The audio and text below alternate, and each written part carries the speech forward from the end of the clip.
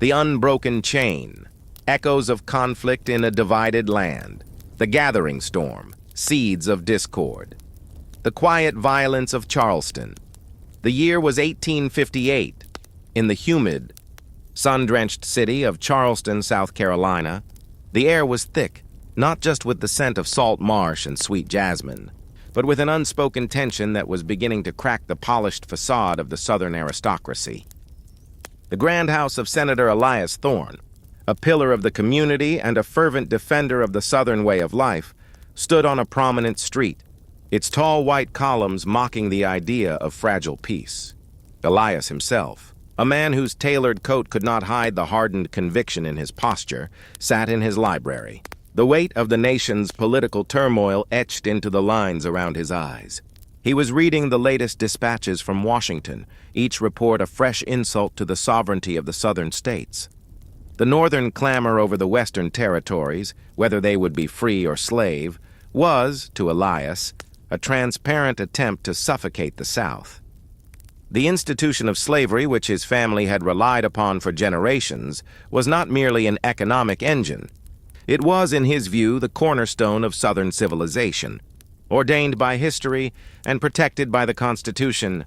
"They do not seek coexistence, Eleanor," he muttered, tracing a finger over a newspaper headline detailing a new abolitionist rally in Boston.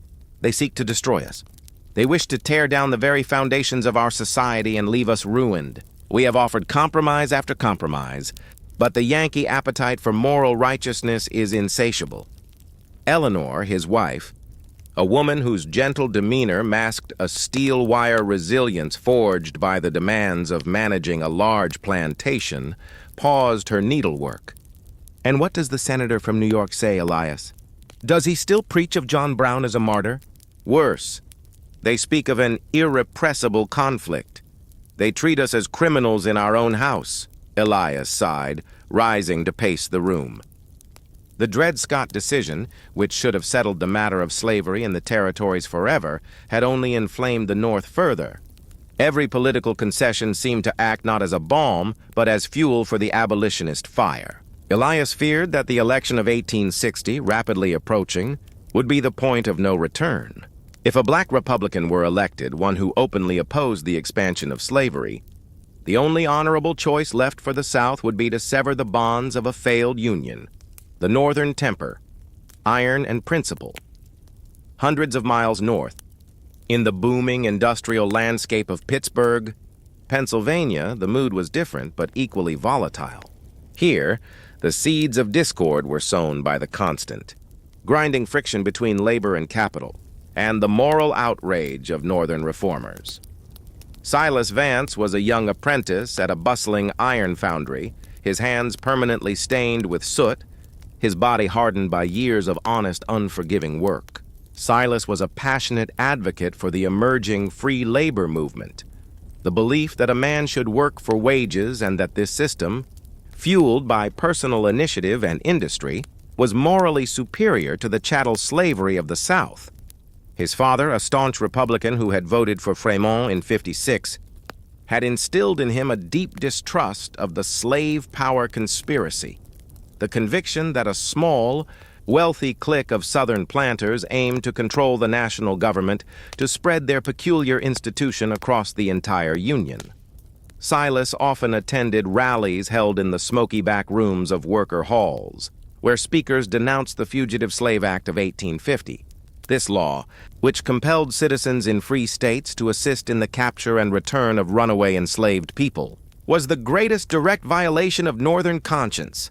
It is a lie to call this a free state when the laws of the South are enforced by federal bayonets right here in Pittsburgh.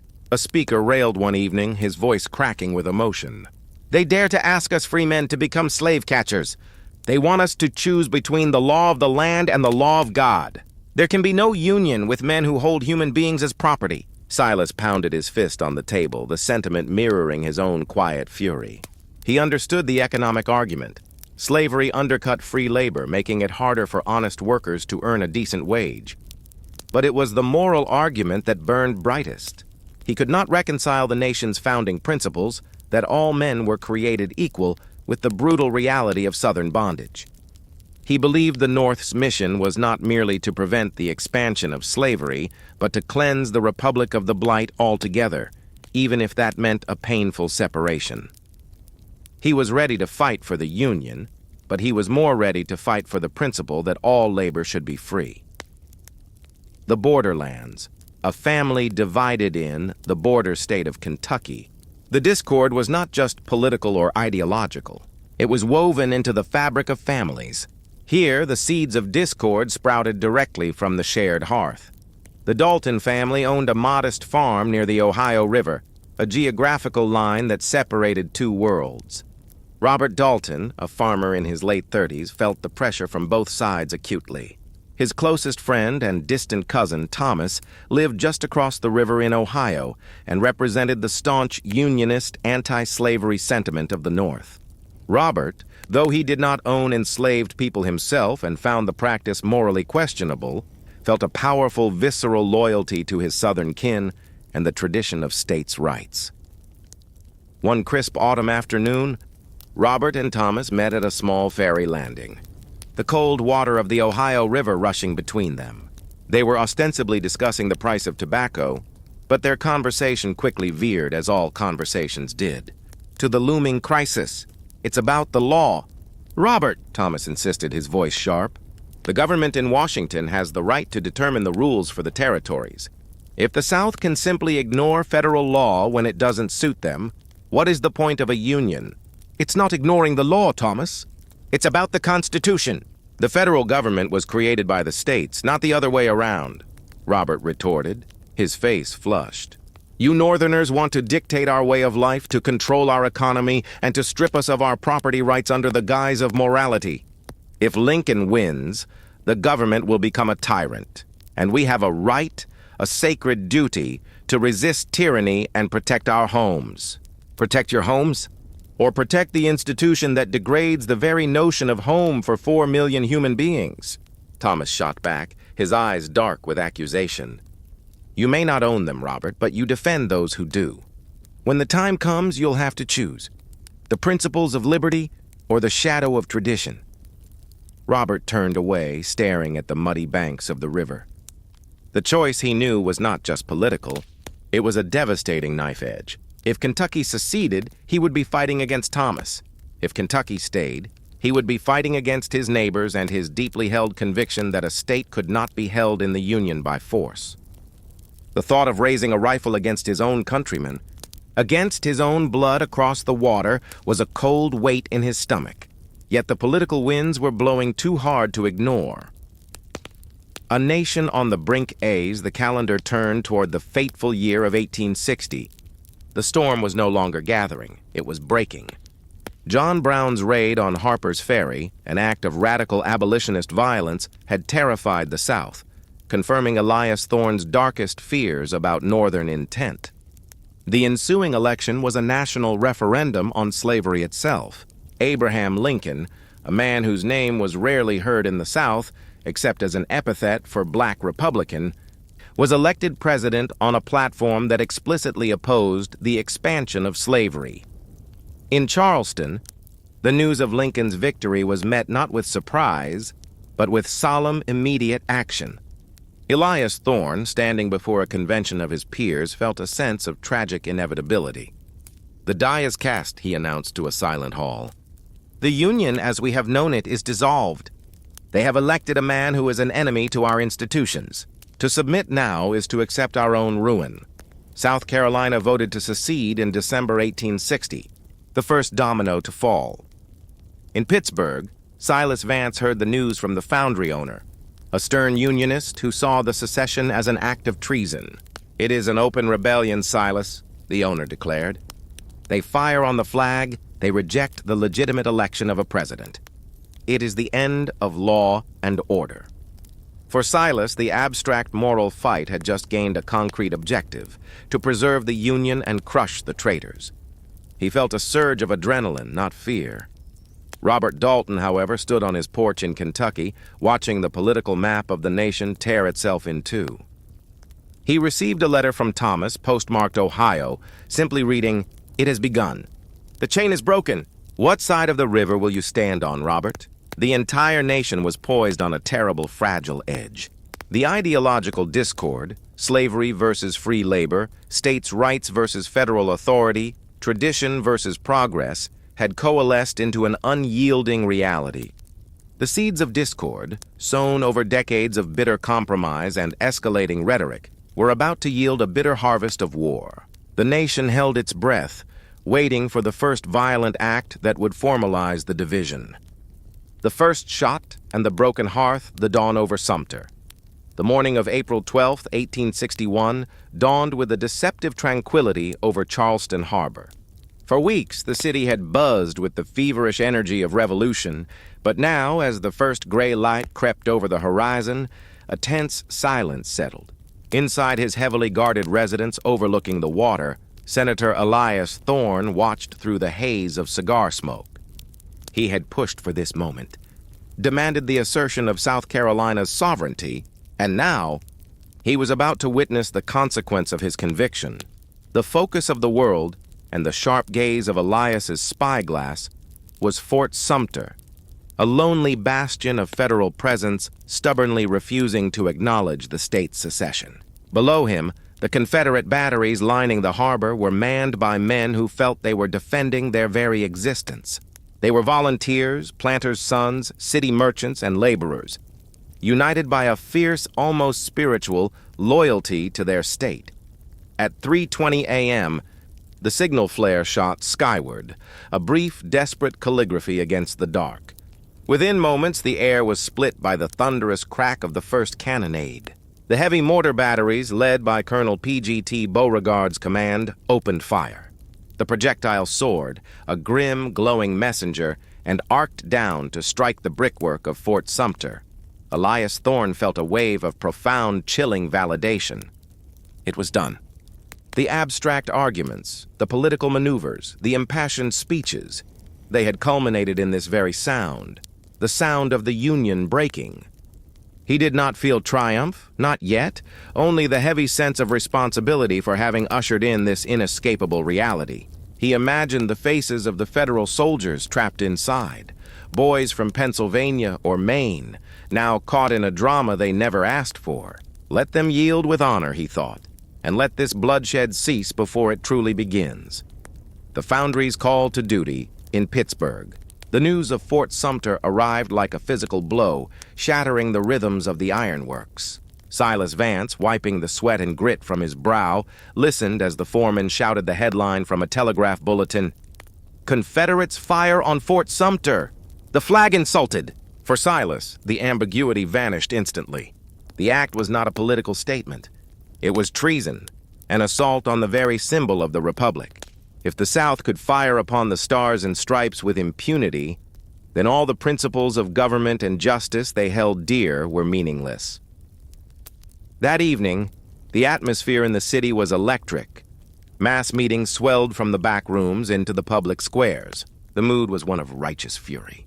When President Lincoln issued his call for 75,000 volunteers to suppress the rebellion, the response was overwhelming. Silas stood among the first to sign up at the recruitment office, the scratch of his own name feeling like the first definitive act of his adult life. He looked at the enlistment papers, the promise of service etched in ink. He was not fighting for territory or for abstract policy. He was fighting to restore the national honor that the South had tried to strike down with their artillery. He saw no gray area, only the stark contrast between the loyalty of the Union and the perfidy of the rebels. He wrote a hasty, determined letter to his widowed mother, assuring her he would return soon. The rebels would be routed before the leaves turned brown. The gathering storm had finally broken over him, and he was eager, perhaps foolishly so, to stand in the downpour. The choice at the river's edge, the impact on Robert Dalton in Kentucky, was swift and catastrophic. While the border states held a sliver of hope for peaceful mediation, Lincoln's call for troops forced every Kentuckian to choose a banner. For Robert, the dilemma was agonizing: the Union of his birth, or the Southern culture of his heart. The news of Sumter was followed immediately by the secession of Virginia, Arkansas, Tennessee, and North Carolina, the Upper South joining the deeper states. Kentucky was now an island in a surging tide of conflict. Robert rode his best mare down to the familiar ferry landing, where he had argued with his cousin, Thomas. He did not cross this time. He stood on the Kentucky bank, the river flowing south, indifferent to the political chasms opening on its banks. He carried 2 pieces of paper in his worn leather satchel. The first was an invitation from the local militia commander, a staunch Southern sympathizer, urging him to join their ranks. "We defend our homes, Robert. We fight for the rights granted to us at the founding." The second was a letter delivered by a runner from across the water. It was from Thomas, short and formal, delivered by a messenger willing to risk crossing the burgeoning lines. It contained no threats, only a plain statement of fact. The 15th Ohio Infantry has been formed. We march to defend the Constitution as it stands. I urge you, cousin, do not take up arms against it. Do not raise a hand against the flag that protects us all. Robert looked south, toward the lands where his cultural roots lay, where the defense of tradition seemed paramount. He looked north, toward the Ohio, where his cousin waited and where the principle of a unified nation, albeit one struggling with its ideals, held sway. His loyalty fractured. He could not, in good conscience, fight against the federal government on the premise of dissolving the nation when he still clung to the hope of saving it whole. But he also could not stomach the idea of marching north to suppress his own kind. His decision was one of excruciating inaction. He would not join the Southern militia. He would not raise a rifle against the Union yet. He informed the local commander he would remain strictly neutral, tending his farm and protecting his property, a position that in the coming weeks would prove utterly untenable. As the first trickle of men began to leave Kentucky heading south to join Confederate forces, Robert sat in his empty farmhouse.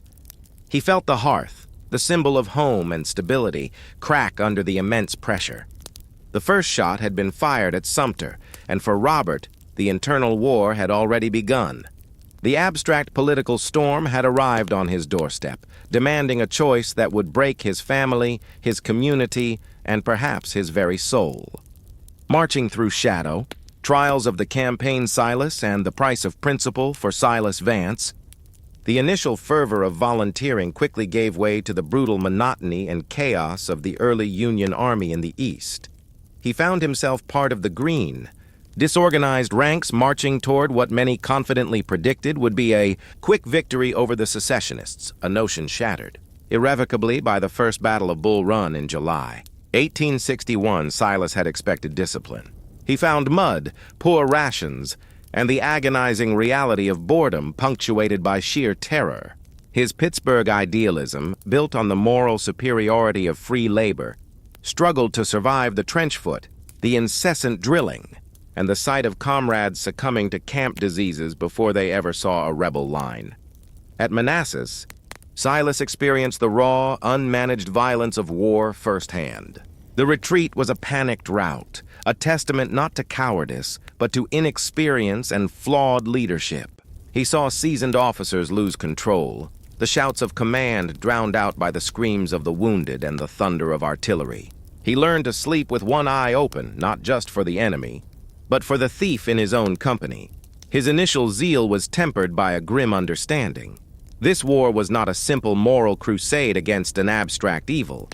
It was a grueling, messy fight against determined men who believed, with equal fervor, that they were defending the true spirit of the American Republic.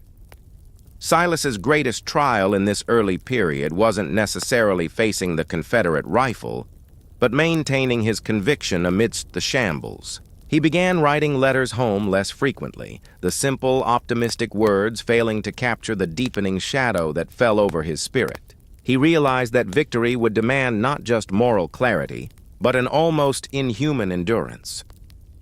Elias and the political front lines for Senator Elias Thorne. The campaign was waged in the halls of the newly formed Confederate Congress in Montgomery, and later, Richmond. Having successfully delivered South Carolina out of the Union, Elias now served as a crucial political and diplomatic voice for the nascent nation. His trial was one of legitimacy and survival. While the soldiers fought battles, Elias fought for recognition, for foreign intervention, and for the structural integrity of a government built in haste. He found that forming a nation out of 11 fractious sovereignties was nearly as difficult as fighting the North. The southern states, having seceded over the rights of individual states, were now fiercely protective of those same rights, making unified action slow and frustrating. His primary shadow was the increasing reliance on the institution he championed: slavery. The war effort necessitated massive manpower, and the cultivation of tobacco and cotton, the very economic pillars of the Confederacy, could not cease. This dependence meant that while the rhetoric spoke of liberty and self-determination, the reality was an ever-tightening noose around the enslaved population. Elias found himself defending policies such as stricter slave patrols and suppressing any hint of internal dissent that contradicted the very ideals of freedom he proclaimed to the world. He often conferred with Confederate Secretary of War James Seddon, debating the feasibility of seizing federal arsenals and preparing for a protracted siege. Elias saw the strategic landscape with a politician's cold calculation. He understood the North's superior numbers in industry and population. Therefore, the South's only path was a swift, decisive victory to force a negotiated peace before the Union could fully mobilize its colossal strength. Every political skirmish in Richmond was a race against the clock, a desperate attempt to secure the decisive blow before the gathering storm fully engulfed them. Robert Dalton and the unbearable neutrality. Robert Dalton's attempt at neutrality in Kentucky proved a political and social impossibility. The border state was quickly becoming the crucial prize, and neutrality was seen by both sides as a form of covert support for the enemy. The passage of Confederate troops through Kentucky to secure strategic points, or the organized appearance of Union recruiters, meant Robert could not simply remain a passive farmer. His neighbors, having overwhelmingly sided with the South, began to regard his refusal to join the local militia with suspicion. They saw his continued trade with Cincinnati merchants, via the North, as profiteering from the conflict. His farm was increasingly subject to petty harassment: fences cut, livestock suddenly gone missing, the subtle warfare of a community tearing itself apart from within. His greatest trial came when his younger brother, Sam, a man easily swayed by the romantic call of the Southern cavalry, rode off to join a regiment gathering near Bowling Green. Sam was barely 17. When he left, he gave Robert his old hunting rifle. "Keep this safe, Robert. If I don't come back for it, you'll know I died for the cause." A month later, Robert heard rumors of skirmishes near the Kentucky-Missouri border. Small, brutal affairs far from the grand campaigns of Virginia. He also received word from Thomas in Ohio. The 15th Ohio was being called up for active duty, specifically assigned to secure the Ohio River crossings and prevent Confederate incursions into Kentucky. The situation reached its nadir when a Union detachment stopped at Robert's farm, not to harass, but to requisition supplies, grain, horses, and beef for the growing army near Louisville. The Union officer, polite but firm, treated Robert as a fellow citizen whose patriotic duty was merely delayed. Robert complied, feeling a sense of deep personal betrayal. He was feeding the enemy of his culture, the army that was directly opposing the cause his brother had ridden off to join. The shadow of the campaign was not just the dark smoke of distant battles. It was the isolation of being caught between two immovable forces. Robert walked his fields at dusk, haunted by his brother's rifle leaning against the mantel.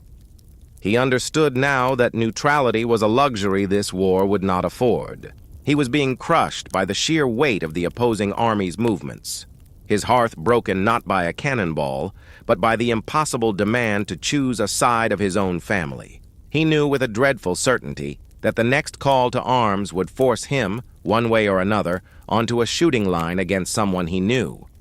The turning tide, a moment of reckoning Silas confronts the true war by. The summer of 1862, the war had dragged on far past Silas Vance's optimistic predictions.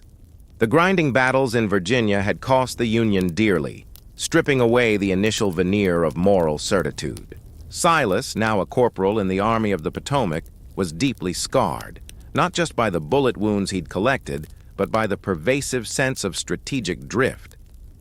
The goal seemed perpetually stuck at preserving the Union, a phrase that rang hollow when men were dying for unclear objectives. The tide began to turn for Silas not on a battlefield, but in the bleak aftermath of a skirmish near Fredericksburg. While tending to the wounded behind the lines, he witnessed the panicked flight of a group of enslaved men and women who had seized the opportunity presented by the passing Union Army to escape their bondage. They were not just laborers. They were refugees carrying the desperate hope that the blue uniforms represented true liberation. When the news officially reached the Union camps in early 1863, President Lincoln's Emancipation Proclamation, it struck Silas with the force of a revelation. This was the moment the war shed its ambiguity. It was no longer just a fight to restore the map of 1860. It was a crusade for freedom. The abstract moral principles Silas had carried from Pittsburgh now had a concrete, powerful purpose tied directly to military strategy. His reckoning was immediate. The war was now his war, imbued with a divine seriousness that justified the sacrifices.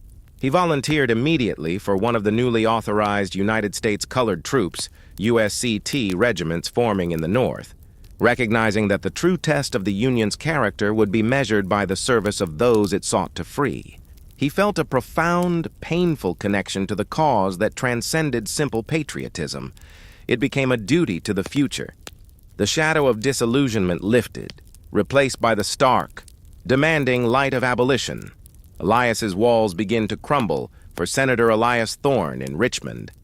The Emancipation Proclamation was not a turning tide. It was a catastrophic declaration of total war, validating his worst fears and fracturing the South's political unity. Elias had based his entire political strategy on the premise that the war was a localized dispute over constitutional interpretation and state sovereignty. He believed the North would ultimately balk at the cost of conquering and occupying the South, or that European powers would intervene on the grounds of cotton dependency. Lincoln's decree, declaring enslaved people in rebellious territories forever free, changed the conflict's international and moral calculus entirely. The proclamation stripped the Confederacy of its moral high ground in the eyes of the world. More practically, it made the South's primary strategic resource, slave labor, a target. Suddenly, Union armies were actively encouraging escapes, and the enslaved population itself became an auxiliary army for the North. Elias found himself in desperate debates within the Confederate Congress. The moderation he once represented, the conservative, states' rights man who believed in a limited war to secure independence, was now seen as soft. Fire eaters demanded harsher crackdowns on any internal movements and an even more rigid defense of the institution, despite the military necessity of consolidating power. His personal reckoning came when his own overseer reported numerous incidents of quiet defiance on the Thorne estate near the coast, stolen tools, deliberately slow work, and whispered promises of freedom carried on the wind from Union patrols. Elias understood that the proclamation had validated the hopes of the enslaved and turned his domestic sphere into a subtle battlefield. His political campaign for limited independence had been hijacked by the issue he sought to protect. He realized that the peculiar institution was no longer a stable base of wealth, but a liability that drew the full, unforgiving might of the North upon them. The tide was not just turning against the Confederacy, it was washing away the very ground upon which he stood. Robert Dalton, forced onto the line. The turning tide arrived for Robert Dalton in Kentucky not through a proclamation, but through an ultimatum delivered by his own family's survival. The failure of neutrality became brutally apparent in the fall of 1862. Kentucky, refusing to formally secede, was nevertheless bleeding men to both armies. The Union, needing to secure the Ohio River and stabilize the border, began instituting harsher measures against suspected sympathizers. Simultaneously, Confederate raids grew bolder, often targeting the property of known Unionists or moderates. The final push came when a Confederate scouting party, believing Robert was sheltering Union sympathizers, burned a section of his barn and warned him that if he did not publicly declare for the South or join their ranks, his entire property would be subject to confiscation for the cause of liberty. Robert felt the foundation of his world, his land, his peace, was dissolving. He sat down with his brother Sam's hunting rifle, the very object of his internal conflict. If he stayed neutral, he would lose everything to the South. If he joined the South, he would face his cousin Thomas and fight against the nation he still felt allegiance to. His reckoning arrived in a stark, clear moment of self-preservation and political clarity. He saw that the South, in its desperation, was becoming the very tyrant he feared, using coercion and threats against its own moderate citizens. He looked north, where Thomas had promised that the Union fought for the preservation of the entire nation under one law.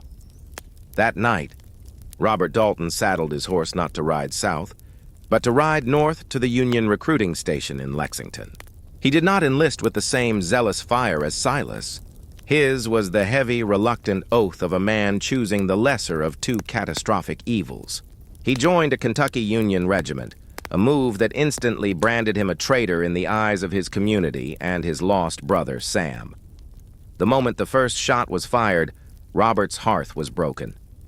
But when the proclamation was issued and the Confederacy turned coercive, Robert was finally forced to choose the side of the Union, not out of pure idealism, but out of a grim necessity to defend his property and the only remaining structure of law that offered him protection from the very people he once sympathized with. The tide had swept him unwillingly into the blue ranks. The long road home, scars and the future, Republic Silas, the weight of freedom. The surrender at Appomattox did not bring immediate relief to Silas Vance. Instead, it ushered in a period of profound exhaustion and moral reckoning. Silas, now a veteran who had seen the Confederacy collapse under the weight of Union manpower and the relentless application of the proclamation's promise, returned to Pittsburgh a different man.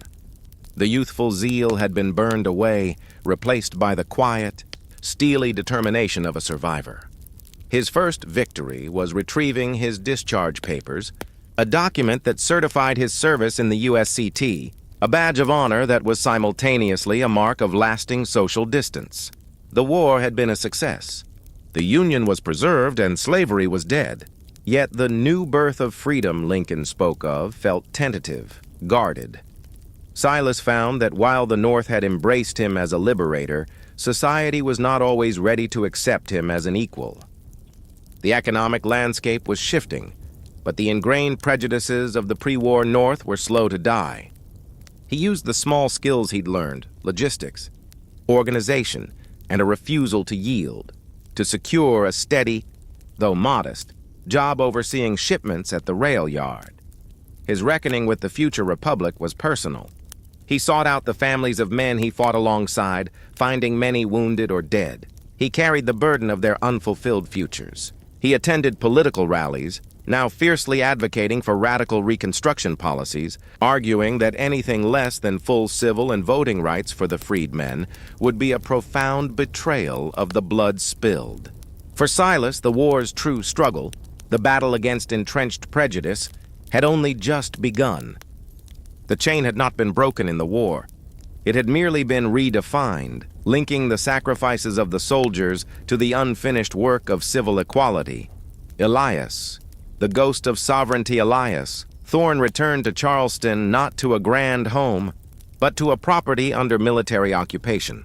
The elegant facade that once mocked the idea of fragility now seemed like a hollow shell, inhabited by the ghosts of lost status and a bankrupt ideology. The swift collapse of the Confederacy, triggered by Grant's relentless pursuit and the economic devastation that followed, had broken Elias's political spirit more completely than any battle could have broken his body. His political legacy, the staunch defense of state sovereignty, was now a historical footnote, often treated with scorn by the victorious North and with quiet resentment by the newly empowered freed population in his own city. The Confederate government had vanished, and with it, the entire social and legal structure that gave Elias meaning. His reckoning was one of profound, bitter loss. He had gambled everything, his fortune, his son's future, his region's stability, on the principle of secession, and he had lost. He refused to take the oath of amnesty required for most forms of political engagement under presidential Reconstruction. He saw Reconstruction as a humiliating subjugation, the North imposing its will through federal bayonets, an inversion of the very relationship he had fought to reverse. Elias withdrew into the shadows of Charleston society, a man adrift. He could not or would not acknowledge the Emancipation Proclamation as legitimate. To do so would be to admit that his entire life's work and the sacrifice of his people had been built on a moral and political fallacy. He lived the rest of his days mourning a republic that never was, symbolized by the phantom of the Confederate nation, unable to bridge the chasm toward the future republic, where his grandchildren would have to navigate a world built upon Northern victory and black freedom. Robert Dalton. The necessary path forward, the end of the war found Robert Dalton not in a Union prison, but in the confusing, contested landscape of post-war Kentucky. His service in a loyal Kentucky regiment had satisfied the demands of the Union, but it had earned him the permanent enmity of his former neighbors and, devastatingly, his own brother, Robert, had survived the Overland Campaign and returned home carrying a physical scar, a minié ball, lodged near his shoulder that never quite healed, and an emotional wound that bled constantly, the fate of Sam Dalton, having ridden off with Confederate cavalry, never returned to claim his rifle. Rumors filtered back that he had been captured deep in Virginia and died in a Union prison camp. Robert was now left with his brother's rifle, a chilling testament to the conflict that cleaved his family in two. He had survived by choosing the law of the nation over the culture of his region, a choice that offered him security but denied him peace. His path home was the most pragmatic, yet perhaps the most painful. Unlike Elias, Robert accepted the outcome. He took the oath, worked his land, and realized that the future republic demanded not just political agreement, but an active daily effort to coexist. Robert made a small, brave gesture. He sought out the family of a black man who had served in his regiment and died in the siege of Petersburg, a man whose name Robert had whispered in prayer during desperate nights. Robert offered the man's family his surplus grain and a promise to help them secure their education through newly established freedmen's schools. This was Robert's reckoning. The war had forced him to confront the moral cost of his initial hesitation. He could not undo the past, nor could he bring back his brother. But he could use his survival, his choice for the Union, to actively build the shared future. He understood that the long road home was not about restoring the past, but about building a viable, if imperfect, republic on the ruins of the old one. The chain of history had been violently reshaped, and his only hope lay in accepting the new links forged in fire, even if one link, his brother's memory, remained forever outside his grasp.